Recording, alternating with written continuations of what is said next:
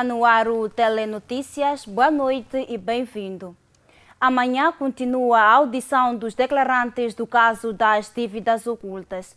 Na última sexta-feira terminou a audição do último réu, Antônio Carlos do Rosário. E a FTV recorda alguns momentos da audição deste réu, caracterizados por muita tensão, mas também humor e descontração. Antônio Carlos do Rosário foi o último réu a ser ouvido no processo de produção de prova do caso das dívidas ocultas. A FTV recorda alguns momentos da audição de Antônio Carlos do Rosário, caracterizados por muita tensão, mas também humor e descontração.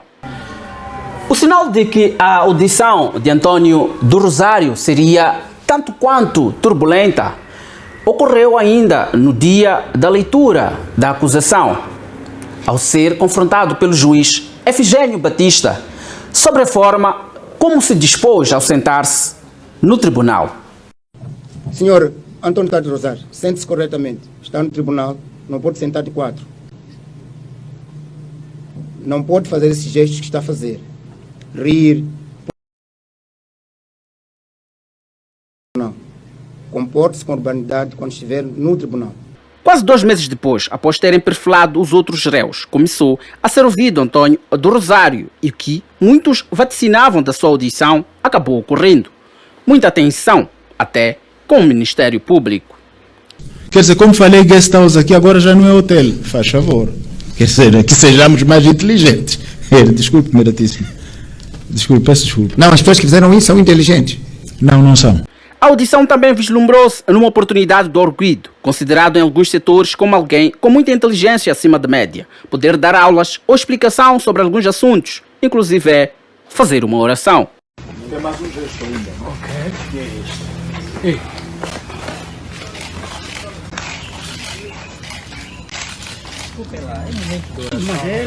Ele que pediu. É simulação. Vão vender, exportam para... Aquela é pesca desportiva. Então, costuma assistir. Então, os de Matu iam pescar como? Então, uma linha, supomos, de 10 km pode levar milhares e milhares de anzóis. Sim. E na extremidade de cada anzol leva o isco. Exatamente. O isco. Nós usávamos a lula. Sim. É bom isso? Sim, o isco. Normalmente, como se pesca Exatamente. aí na marginal. Exatamente. O barco, à medida que vai à pesca, vai desenrolando, vai sendo lançada a linha. Sim. Vai sendo Depois... lançada a linha. E tem boias. Sim. E o peixe? Linha. Exatamente. Habituados a vermos o réu em choques constantes com o tribunal, encontramos também um Antônio Carlos do Rosário um pouco mais à vontade, com sorrisos e elogios à mistura. Exemplo disso foi quando elogiou o juiz Efigênio Batista, a quem o chamou de mais inteligente do que ele. Mas podemos consignar em ata que eu reconheço que o meritíssimo é mais inteligente do que eu. Muito obrigado. E presto a devida vénia. Estou a pedir para não tapar a cara, meritíssimo.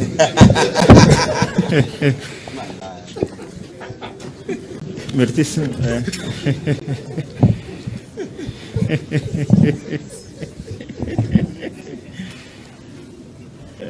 A doutora Sheila não fica atrás. Mesmo assim, Antônio do Rosário sempre manteve o que mais lhe caracterizou neste julgamento: tensão e muita tensão, mesmo batendo de frente com o tribunal representado pelo juiz Efigênio Batista. Se tem... É melhor ditar a sentença. Se tem... Não acha? É melhor terminarmos isso. Se tem algum contraditório Para relativamente... alguém que é humilde, está-nos a fazer perder tempo. Se tem Com este algum... tipo de discursos. Peço para se Quando acalmar. nós não temos tempo. Peço para se acalmar. Nós estamos aqui. Não, eu estou calmo. Peço para se Eu acalmar. estou calmo. O povo da República de Moçambique pretende saber sobre as dívidas. Meritíssimo, estamos a fazer perder Peço para se tempo acalmar. Peço com para se chamadas de ação que acalmar. não fazem sentido absolutamente nenhum. Peço para se acalmar. Estou a falar de direito, eu estou a falar de justiça. Peço para Vocês se todos acalmar. formaram-se em direito. Ok? Peço para se acalmar. Mas eu sinto que estou a ser injustiçado.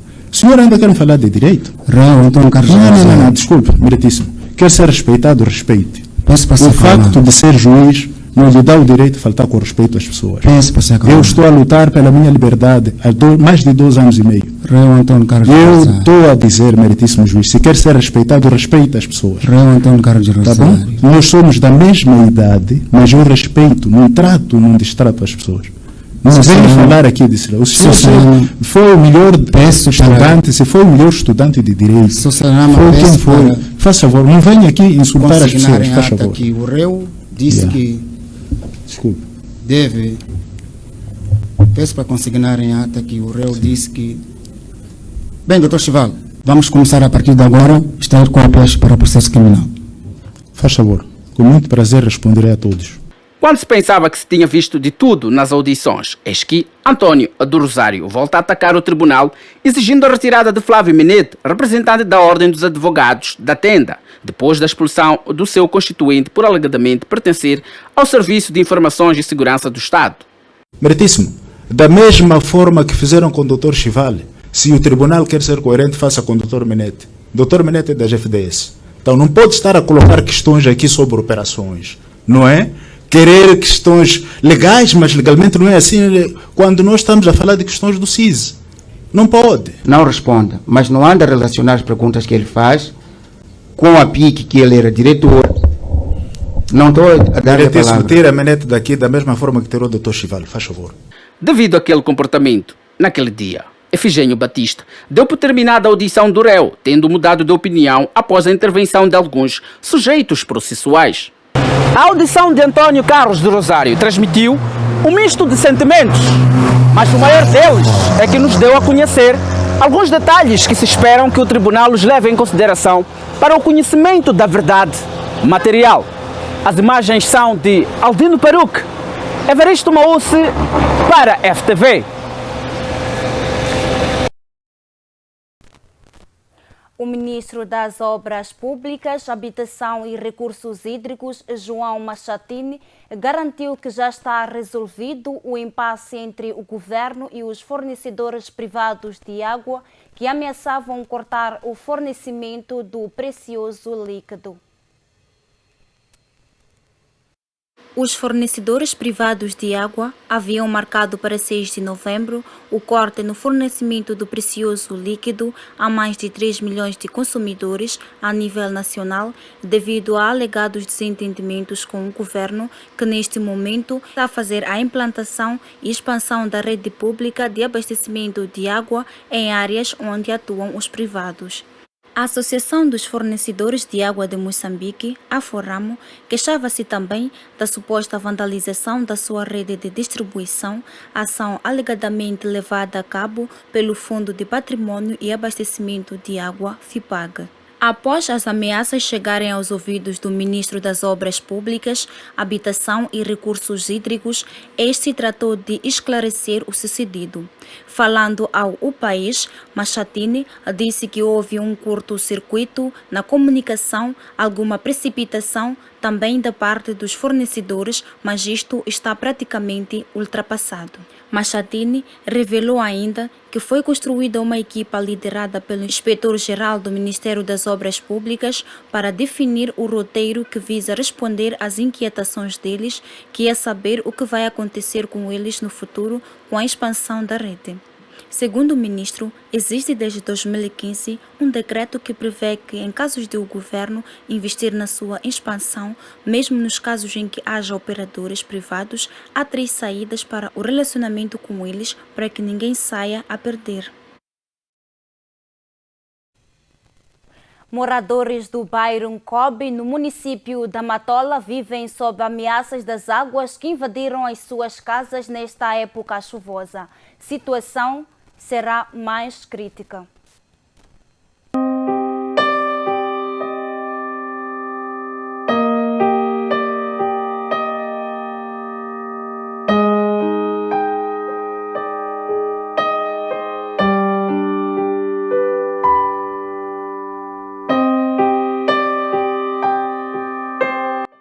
Vista de cima, parece um mundo sem fim. Embaixo, os rostos aparecem. Junto, suas histórias. Estamos a pedir socorro todos os dias, mas não há socorro. Esses são os esquecidos de Nkobe. Estamos num bairro dos esquecidos. Aqui, dramas humanos aparecem. O dia amanhece e o tempo passa.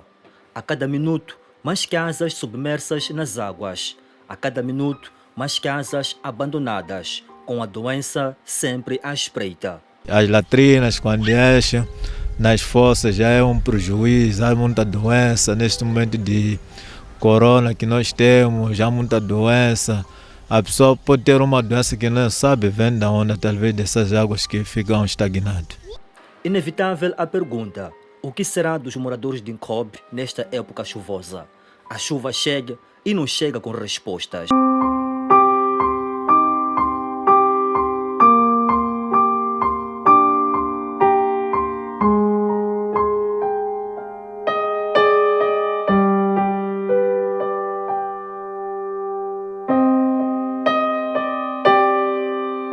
Morador de Nkobe há 16 anos, Ramos Said é um de tantos moradores deste bairro que vê sua vida ameaçada devido às águas que engoliram sua casa. Na lente da nossa câmera, não escondeu sua indignação face a esta situação dramática que se vive neste bairro. Pedimos socorro, nunca aparece, mas somos que qualquer coisa que somos nós que pagamos que imposto. Fizemos dívida que oculta. Quem paga somos a população, mas não respeita a pessoa que paga o que é aquele dinheiro que deverá muito dinheiro. Nós estamos aqui em cima de água aqui, mas quero que a população para pagar aquele dinheiro, mas não respeita o que a população. Nós estamos a pedir o que vala. Isso aqui não custa de nada fazer o que vala aqui. Uma coisa simples isso aqui. Uma coisa simples. Eu não sei, o município daqui de Matola aqui, qual é o job dele afinal? Afinal é job com quem? Não joga com a população. Para estar no poder por causa daquela pessoa. Se nós já não morrer aqui em cima da água, vai governar o quê? Vai governar Capi? Deixar suas residências e arrendar uma casa para habitar é a solução encontrada por alguns moradores que viviam sob a ameaça das águas. Com mais de 27 mil habitantes, Nkobe era uma zona agropecuária. Porém, com a elevada procura por locais de habitação, este foi sendo habitada por indivíduos de vários lugares, uns através do reassentamento e outros de forma individual. Entretanto, devido à elevada ocupação dos espaços, o bairro começou a ressentir-se dos problemas que estes causavam. Atualmente, é nestas condições que Nkobe se encontra: casas engolidas pelas águas, quintais alagados e ruas intransitáveis. Mariana não é equilibrista, mas este é o único meio para ter acesso à sua residência. Mesmo contra todos os riscos de escorregar nas pedras, a adolescente de 16 anos é obrigada a fazer esta ginástica. É bem difícil, porque outros para ir à escola devem usar botas, outros não têm condições, pisam a água, outros que devem sair das suas próprias casas, as águas ainda não acabaram, outros, a situação está bem difícil. Alfredo Antônio, outro morador deste bairro, revelou que os seus familiares deixaram de visitá-lo devido à situação crítica de Nkobe. Quando chega tempo chuvoso, as coisas são muito diferentes, acaba enchendo de água, afetando muita gente. Para apanhar transporte, a pessoa apanha transporte quando já está sujo.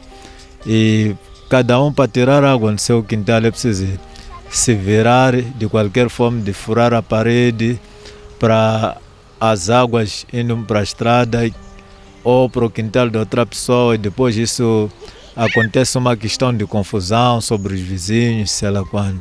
Temos visita, às vezes vêm da cidade, quando vêm para cá na nossa zona começam a achar mal que bairro de Nkobe está muito estranho, sei lá quando. As pessoas têm medo às vezes de dar uma visita cá em Nkobe. Aproxima-se a época chuvosa e com ela vêm as inquietações dos munícipes de Nkobe. As águas que invadem as casas e os velhos problemas de saneamento tornaram-se um pesadelo para quem vive neste local.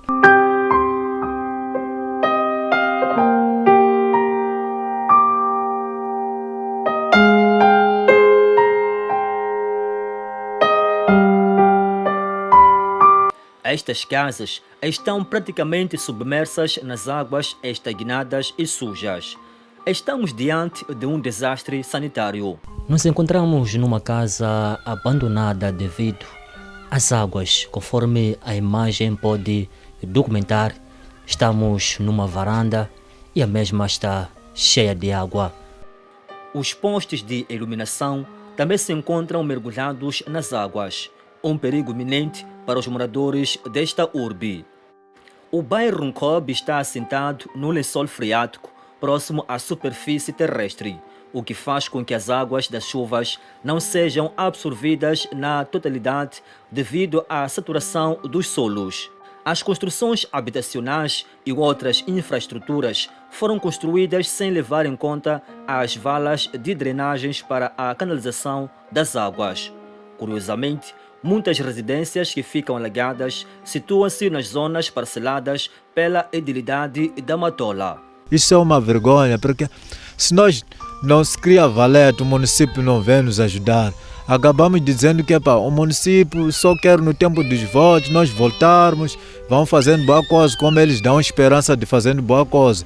E depois não acabam de fazer, a gente começa a falar mal do governo. Estou cansado com o Nkobe. Estou cansado com o Nkobe, isso aqui. É demais, papá. Sou jornalista, estou de ver isso aqui, que está acontecendo aqui em Nkobe aqui. Isso aqui é demais.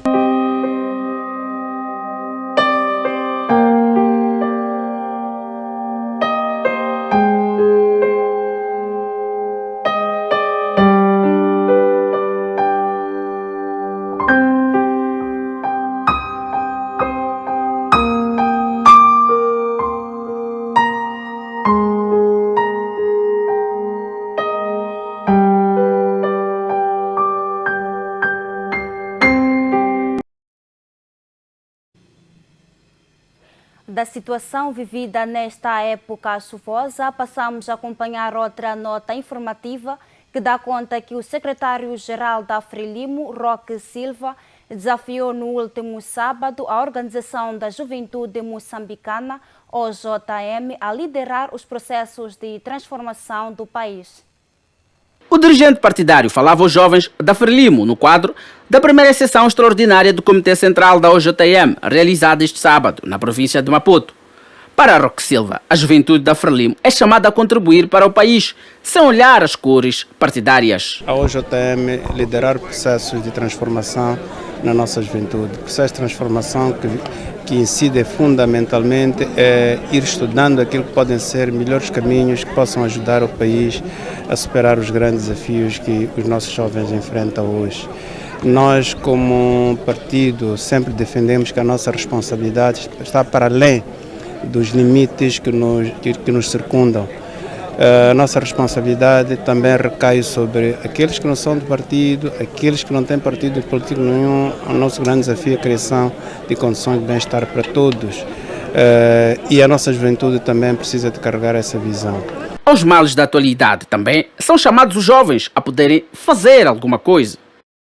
Como sabe, agora estamos com o grande desafio de preparação do Congresso da OJM, onde vai se discutir o futuro da organização, o futuro da juventude. Então, a principal mensagem é no sentido de estarem centrados naquilo que pode ajudar os jovens a superar as grandes dificuldades que ainda existem, certamente valorizando as conquistas que estão sendo conseguidas.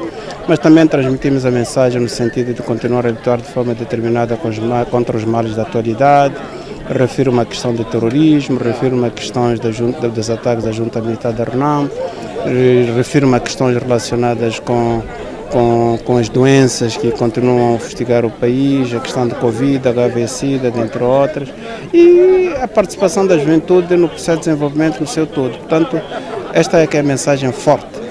A primeira sessão extraordinária do Comitê Central desta agremiação juvenil da Frelimo teve a presença de jovens em representação de todo o país. Intervindo na ocasião, a secretária-geral da organização, Anchia Talapa, saúda as medidas que considera de acertadas do Presidente da República sobre os decretos da pandemia da Covid-19. Mostrou disponibilidade da OJM para materializar o programa do partido.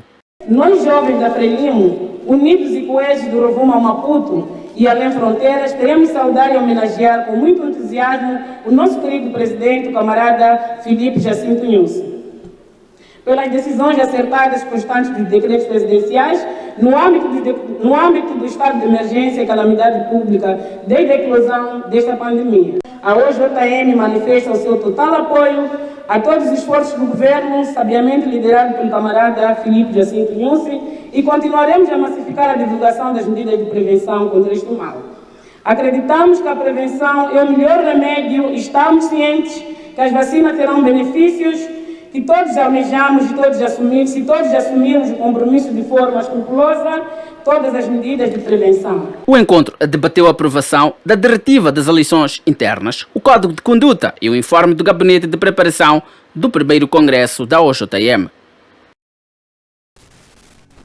Ainda sobre juventude no país, alguns jovens que participaram na primeira sessão extraordinária do Comitê Central da OJM, realizada este sábado na província de Maputo, apontam alguns desafios que ainda são barreiras para o desenvolvimento desta camada no país.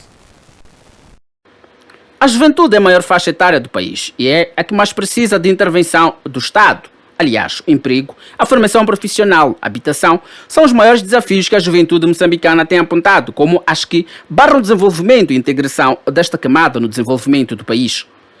Na esteira da primeira sessão extraordinária do Comitê Central da OJM, a FTV falou com 2 jovens que mostraram sua visão em relação aos desafios encontrados nesta camada. Para Edelson Munguambe, assessor da secretária-geral da OJM, a educação, empreendedorismo, patriotismo, bem como o emprego, devem ser olhados como primordiais desafios. Eu elencaria como primeiro desafio que os jovens devem assumir para si próprios é a questão da educação. É preciso que os jovens concentrem-se na aquisição e melhoria dos seus conhecimentos. O segundo desafio, como jovens que temos, é cada vez mais consolidarmos o nosso sentido de pertença à pátria. Temos que elevar o sentido de patriotismo da nossa juventude, tendo em vista sermos nós os pioneiros na defesa daquilo que são os interesses do país. Temos visto o governo a desenhar políticas de modo a integrar e incluir cada vez mais jovens no processo de desenvolvimento. E a inclusão social também portanto, integra a componente de participação política dos jovens. Tem sido criado vários fóruns, vários espaços para que os jovens possam colocar aquilo que são as suas opiniões e contribuir para a formulação de políticas mais consentâneas com aquilo que são os desafios da juventude.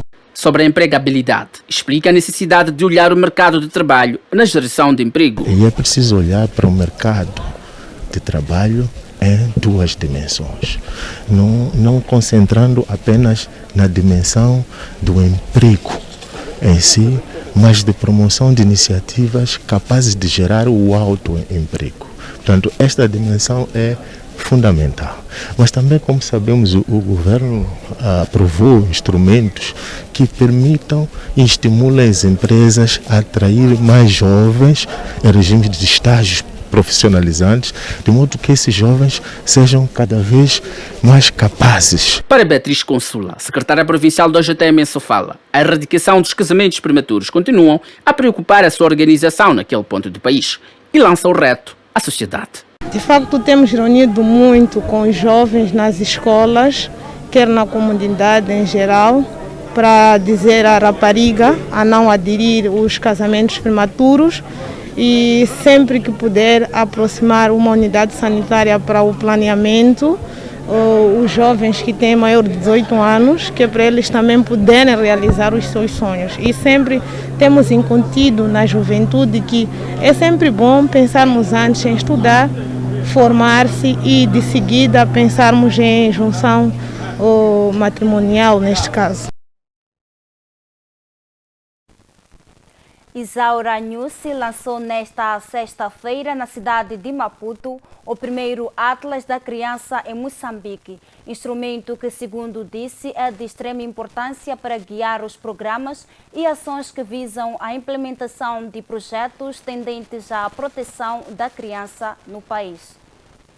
Segundo o jornal Notícias, o documento contém 200 páginas, um produto do 4º Recenseamento Geral da População e Habitação. É a primeira publicação tendo como grupo-alvo crianças dos 0 aos 17 anos. No Atlas da Criança em Moçambique são apresentados mapas temáticos retratando percentagens sobre diferentes indicadores nas 3 unidades geográficas, nomeadamente província, distrito e posto administrativo. A disponibilização do instrumento também constitui, segundo Isaura Nussi, uma responsabilidade cívica acrescida por contribuir direta e indiretamente na Estratégia Nacional de Desenvolvimento das Crianças. A esposa do presidente incentivou aos cidadãos a fazerem um uso racional e devido deste valioso instrumento sobre a dinâmica demográfica e bem-estar do mundo infantil em Moçambique. O primeiro Atlas da Criança em Moçambique foi produzido pelo Instituto Nacional de Estatística, com o apoio do Fundo das Nações Unidas para a Infância. O Telenotícias sai para um curto intervalo, mas antes fique com a previsão do estado de tempo para as próximas 24 horas.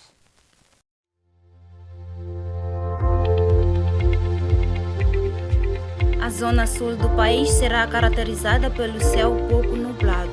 Para Maputo, prevê-se uma temperatura máxima de 29 graus Celsius e uma mínima de 17, Xai-Xai 29 e mínima de 16, Inhambane 27 e mínima de 20. Na zona centro do país, para Beira, a previsão é de 29 graus Celsius e uma mínima de 20, Chimoio 30, mínima de 15, Tete 40, mínima de 24 e Quelimane, com céu também pouco nublado, vai registrar uma máxima de 34, mínima de 24. Já na zona norte do país, para Nampula, prevê-se trovoadas com uma temperatura máxima de 36 graus Celsius e uma mínima de 21, Pemba 27, mínima de 24 e Lixinga também com trovoadas vai registrar uma máxima de 30 e mínima de 19.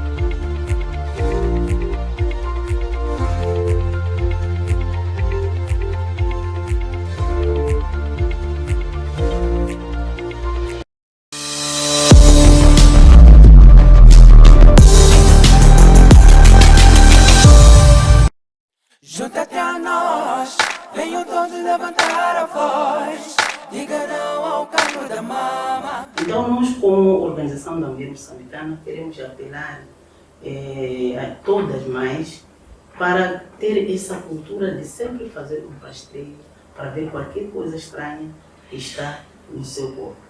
Ir ao posto de saúde, não dizer, se sentir alguma coisa, diz, isto vai passar, vai passar. Às vezes não passa, é mesmo o cancro da mama. Portanto, todas nós temos que fazer esse trabalhinho, é muito simples. Quem é que não pega na sua mama todos os dias? Todos os dias vamos tomar banho. E nesse momento, a gente pode fazer o teste. Depois de fazer o nosso teste, aquilo que sentirmos de estranho, é melhor ir a quem sabe mais. Também queremos apelar que esta iniciativa não seja só para o mês de outubro. Seja uma iniciativa para sempre. Toque, toque, toca, pode salvar a tua vida. Junta-te a nós, venham todos levantar a voz, diga não ao cancro da mama. Queridas filhas e irmãs, no caso de sentires um caroço na mama, dirige-se imediatamente a um centro de saúde. Mais vale prevenir do que remediar. Toque, toque, toca, pode salvar a tua vida.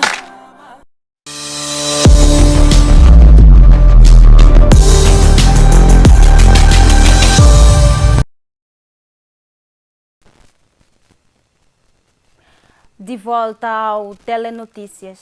Agora, na atualidade, além fronteiras, pelo menos 12 civis foram mortos neste sábado em um ataque com carro-bomba perto do aeroporto de Aden, a segunda cidade do Iêmen, que abriga temporariamente o governo, disse um oficial dos serviços de segurança à AFP.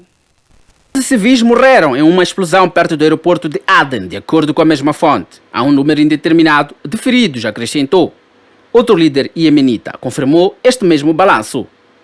Um porta-voz do Conselho de Transição do Sul, que participa do governo iemenita, reconhecido pela comunidade internacional, disse que a explosão foi provocada por um carro-bomba. Segundo um correspondente da AFP, no local dos acontecimentos, os bombeiros tentaram apagar as chamas e outros homens retiraram o corpo de um veículo destruído. Em Em meados de outubro, Aden foi palco de um atentado com carro-bomba que deixou 6 mortos e teve como alvo um comboio de líderes políticos, incluindo o governador de Aden e o ministro da Agricultura, que saíram ilesos. Desde 2014, as forças pró-governo travam uma guerra no Iêmen contra os rebeldes Houthis, apoiados pelo Irão e que controlam grande parte do norte do país, incluindo a capital Sanaa. Em 7 anos de guerra, dezenas de milhares de pessoas, a maioria civis, morreram e milhares foram deslocados, de acordo com organizações internacionais. No momento, não se sabe quem é o responsável pelo atentado nesta cidade, no sul do país, uma área onde são comuns ataques rebeldes do Estado Islâmico. Do Iêmen, vamos ao Sudão, onde os sudaneses decidiram sair à rua e enfrentar protestando contra o golpe de Estado organizado pelos militares.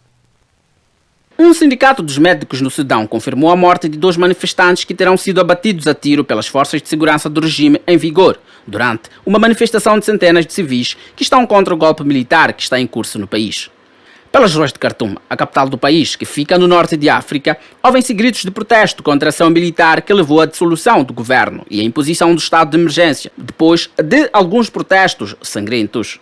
Na segunda-feira passada, o grupo militar que fazia parte do governo interino deteve o primeiro-ministro e outros membros do governo e tomou controle do poder total. O general Abdel Fattah al-Burhan diz que o golpe serve para terminar com uma instabilidade do país que está a ser provocada pela divisão do governo entre civis e militares. Depois do golpe, as ruas encheram-se de protestos, 9 manifestantes acabaram sendo mortos e 170 feridos. Os Estados Unidos da América pediram aos militares para que deixassem os civis protestarem-se. Entretanto, neste sábado, não aconteceu. A ONU diz estar em contato com as duas partes para encontrar uma solução de paz. Os líderes do G20, os 20 países mais industrializados do mundo, acordaram um patamar mínimo de tributação fiscal para as empresas mais ricas de 15%. É considerado um passo largo para acabar com os paraísos fiscais. Este entendimento foi construído no início de outubro na Organização para a Cooperação e Desenvolvimento Econômico por 136 países, que representam mais de 90% do produto interno bruto mundial e deve permitir a esses países obterem 150 mil milhões de receitas adicionais por ano. É para já o primeiro sinal de acordo na cimeira do G20, que arrancou este sábado em Roma, ainda sob o espectro da pandemia. Neste aspecto, o primeiro-ministro italiano, Mario Draghi, o anfitrião do encontro, estabeleceu o objetivo. Draghi sublinha que a meta da Organização Mundial de Saúde para vacinar 40% da população está prestes a ser alcançada, mas adianta que é preciso fazer tudo para chegar aos 70% até meados de 2022. A cimeira do G20 termina este domingo, dia em que grande parte dos líderes partem para a Escócia, onde participam na COP26. Aguarda-se um pré-entendimento sobre as posições a adotar na Cimeira do Clima. Os eleitores na Geórgia voltam às urnas no ato eleitoral que a oposição quer que seja mais do que uma avaliação ao governo e mais um referendo ao atual regime. Em 17 dos 20 círculos eleitorais, as teimas tiram-se entre o Sonho Georgiano, o partido no poder e o Movimento Nacional Unido, criado pelo ex-presidente Mikhail Saakashvili, detido a 1 de outubro por entrada ilegal no país. A atual chefe de Estado apela à união. Depois de votar, disse esperar que a polarização a que se tem assistido no país acabe. Nas palavras de Salomé Zurabishvili, é necessário que políticos e população aprendam juntos o que é unidade e paz. A presidente considera que a falta de pacificação só beneficia a vizinha Rússia. As sondagens não são conclusivas e os analistas políticos não têm dúvidas em classificar uma vitória da oposição como um golpe para 9 anos de domínio do partido Sonho Georgiano. O principal líder da oposição também votou este sábado. Para Nika Melia, estas eleições são decisivas para a Geórgia Geórgia e os georgianos, por representarem uma escolha estratégica entre um regime oligárquico de partido único e uma coligação democrática pró-ocidental. A tensão política na Geórgia aumentou após a prisão de Saakashvili, que regressou à Geórgia este mês, após 8 anos no exílio. O político detido está em greve de fome e apelou aos seus apoiantes para expressarem o descontentamento através do voto.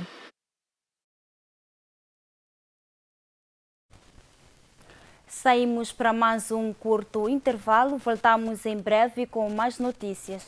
Até já.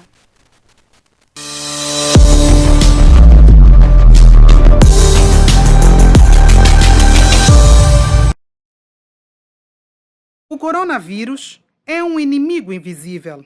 Contudo, usando corretamente as medidas de prevenção, é possível vencermos esta pandemia. Juntos, somos capazes. Fique em casa. O estigma e a discriminação podem fazer com que as pessoas infectadas pela Covid-19 escondam a doença ou não tenham acesso aos serviços de saúde. Não discrimine a pessoa infectada e encoraje-a à adoção de medidas de prevenção. O uso da máscara, o distanciamento social e a lavagem das mãos devem constituir o dia a dia de todos nós. Proteja a si e a sua família. Seja um educador sanitário. Juntos, podemos vencer a Covid-19. Moçambique, stop Covid-19!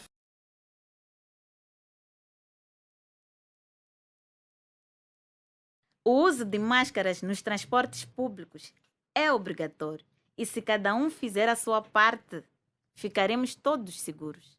O uso das luvas é recomendado apenas aos profissionais de saúde e aos cuidadores de pessoas doentes.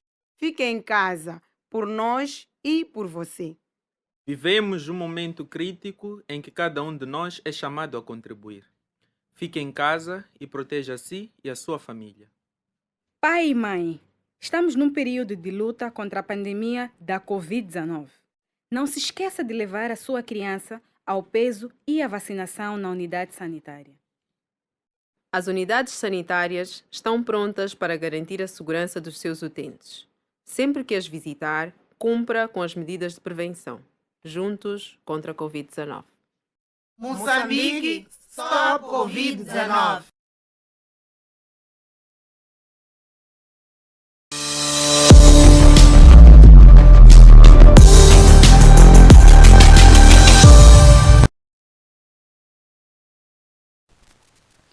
Bem-vindo à terceira e última parte do Telenotícias.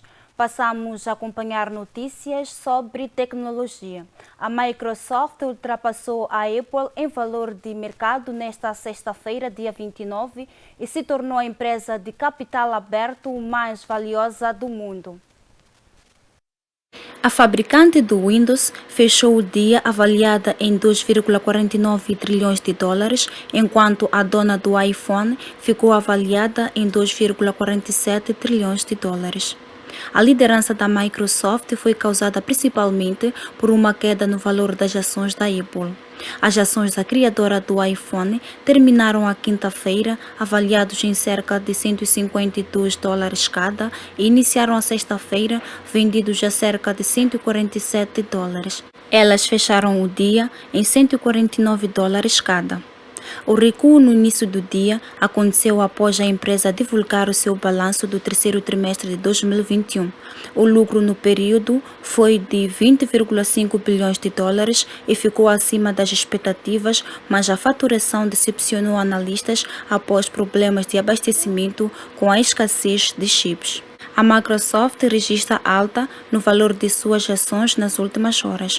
Os papéis da empresa terminam a quinta-feira vendidos a 324 dólares cada e fecham a sexta-feira em 331 dólares. As ações da companhia subiram mais de 45% em 2021, com a demanda por seus serviços baseado em nuvens impulsionando as vendas. As ações da Apple, em comparação, subiram 15% até agora em 2021. A empresa Facebook mudou de nome e agora chama-se Meta. A notícia foi avançada esta quinta-feira por Mark Zuckerberg.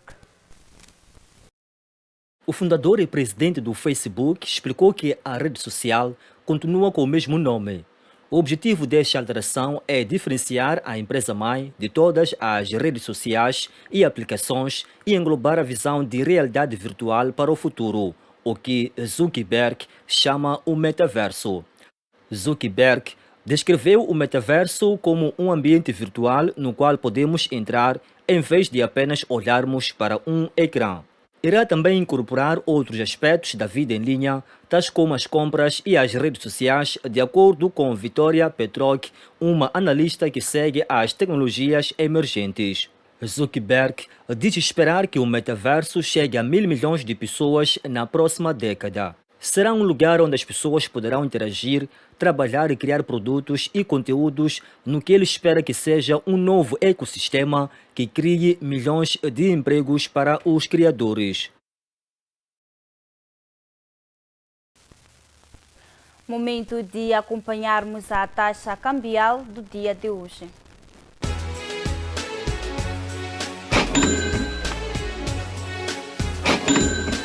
O euro custa 73 meticais e 46 centavos a compra e 74 meticais e 93 centavos a venda. O dólar custa 63 meticais e 2 centavos a compra e 64 meticais e 46 centavos a venda. O rand custa 4 meticais e 15 centavos a compra e 4 meticais e 23 centavos a venda. E a libra custa 86 meticais e 94 centavos a compra e 88 meticais e 68 centavos à venda.